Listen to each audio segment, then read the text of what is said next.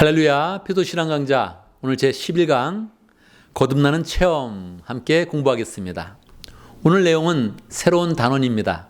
전체적으로 볼 때 오늘은 거듭난 생활에 해당되는 첫 번째 과외입니다.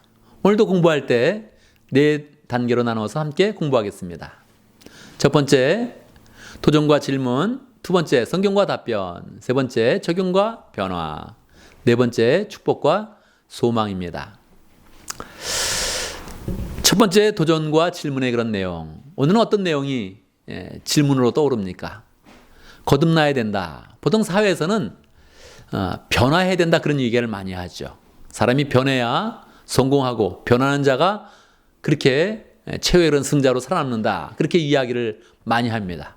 근데 우리는 변하는 정도를 이야기하는 것이 아닙니다. 어떻게 이야기합니까? 아예 다시 태어나야 된다는 겁니다. 거듭나야 된다는 것입니다. 교회 생활은 거듭난 삶이 돼야 된다. 옛 생활을 죽고 완전히 새롭게 태어나야 된다. 그렇게 이야기한 겁니다.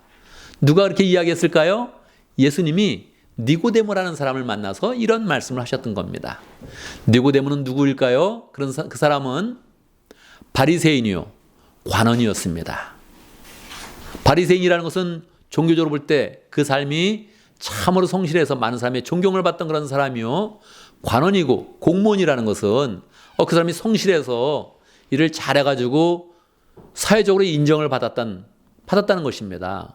그런데 그 사람이 예수님께 나와서 예수님을 칭찬했지요. 예수님 대단하십니다.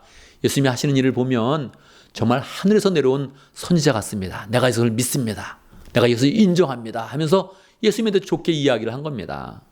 그런데 예수님은 그의 말을 딱 듣자마자 아주 차가운 표정을 하시고 차갑게 말씀하시는 것입니다.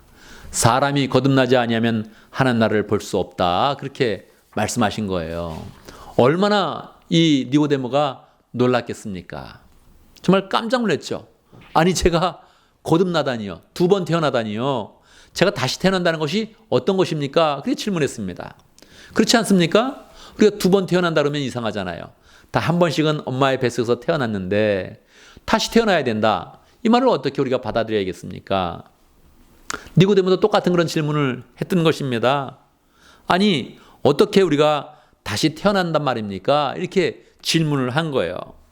요한복음 3장 4절이죠. 니고데모가 이르되 사람이 늙으면 어떻게 다시 날 수 있사옵나이까? 두 번째 모태에 들어갔다가 날 수 있사옵나이까? 그렇게 질문한 거예요. 니고데모가 우리 대신 질문을 한 거죠. 거듭난다는 게 뭡니까? 이게 엄마 뱃속에 다시 들어갔다가 나와야 되는 것입니까? 이러고서 질문을 한 것입니다. 예수님의 답변은 무엇일까요? 니고데모와 예수님의 그런 대화가 있었으니까 예수님께 그 맥락 가운데서 명확하게 예수님께서 말씀을 해 주신 것이죠. 예수님은 성인이 된 사람, 또 니고데모와 같이 나이가 많은 그런 사람도 다시 태어나야 된다. 명확하게 말씀해 주셨습니다. 어떻게 태어나는 것일까요? 예수님의 답변을 보면 정확히 나와 있습니다. 요한복음 3장 5절에서 7절입니다. 예수께서 대답하시되 진실로 진실로 내게 이르노니 사람이 물과 성령으로 나지 아니하면 하나님 나라에 들어갈 수 없느니라.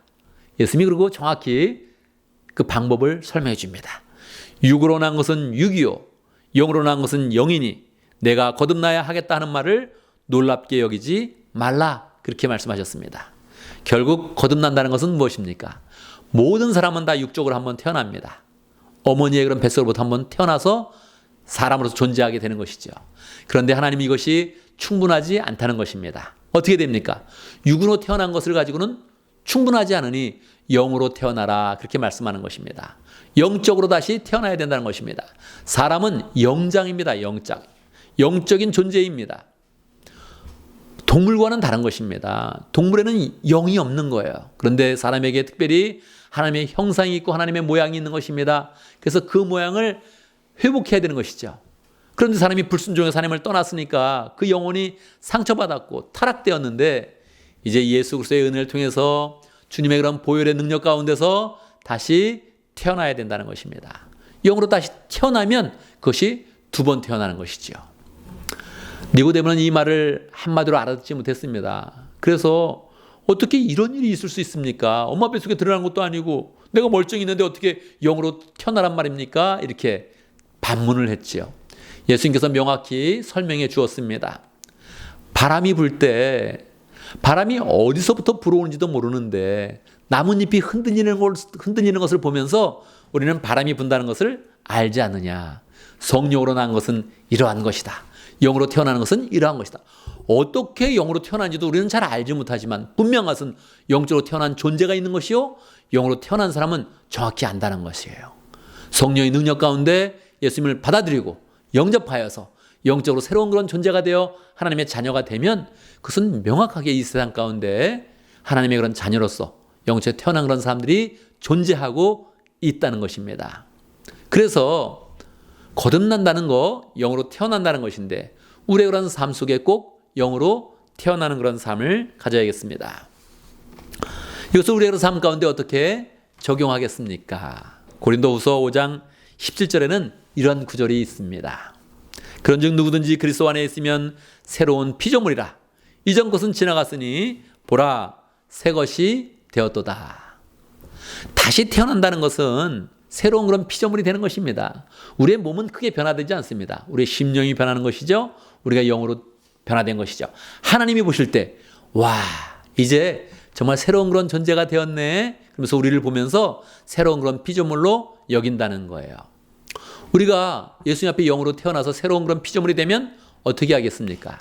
우리의 그런 그 마음 가운데 영적인 그런 소원을 가져야 되죠. 이제 예수님의 그런 소원을 가져야 되죠. 옛 육신이 가졌던 그런 욕심, 정욕, 소원이 아니라 이제는 예수님이 가졌던 그런 소원을 우리의 그런 그 마음 가운데 가져서 그 소원들을 향해서 나아가며 예수님과 함께 동행하는 그런 삶을 우리가 살아야 하는 것입니다. 그래서 영적으로 태어난 그런 존재가 되어서 이제 우리의 그런 그 마음 가운데는 옛날에 줬던 옛사람이 있는 것이 아니요 새로운 사람이 되어서 새로운 그런 소망과 예수님에 대한 그런 소망으로 우뚝 서서 그렇게 영적인 존재로 그렇게 서는 것입니다.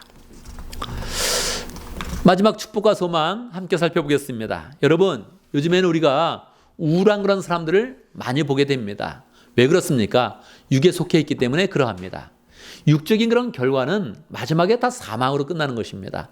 죽음으로 끝나는 거예요. 죽기 전에는 또 어떻습니까? 늙고 병들게 되는 것이죠. 그러니까 인생을 진지하게 사는 사람은 우울에 빠질 수밖에 없어요.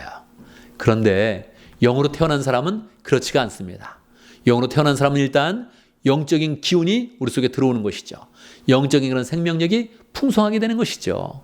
그리고 그 영 가운데 새로운 예수님의 그런 소원이 있어서 예수님이 사명도 주시죠. 할 일도 가르쳐 주시죠. 영원한 하늘나라로 바라보게 하시죠. 그러니까 우리의 그런 삶 가운데 새로운 그런 기쁨과 은혜가 충만하게 되는 거예요.